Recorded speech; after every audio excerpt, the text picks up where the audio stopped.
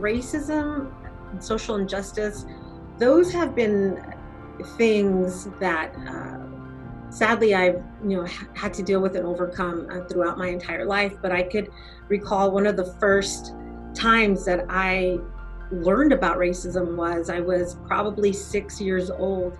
We were living in a home, my mother and I, and we got a call. It was my aunt, and she had told my mother that my grandmother had just been assaulted by the neighbor.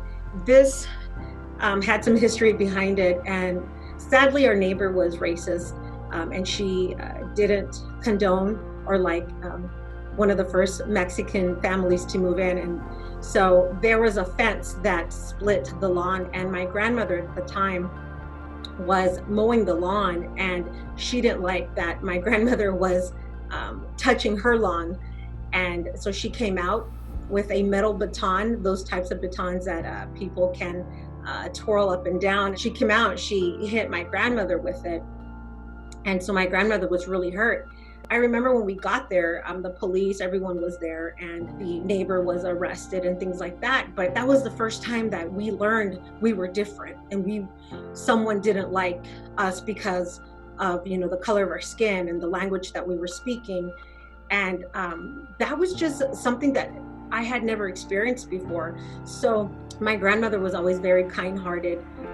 What we did is we built a concrete fence to basically separate the lawns, and so we would no longer have to see the neighbor, have to deal with her. And so as a little girl, the situation went away.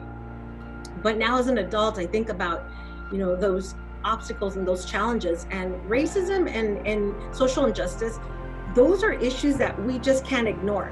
We can't just build a concrete block fence and pretend that those issues don't exist or aren't occurring in our communities. We have to be able to feel uncomfortable, initiate these conversations, find ways to resolve, and most of all, listen to others and things that they're going through, and find ways to come together and resolve these issues, think differently, act differently.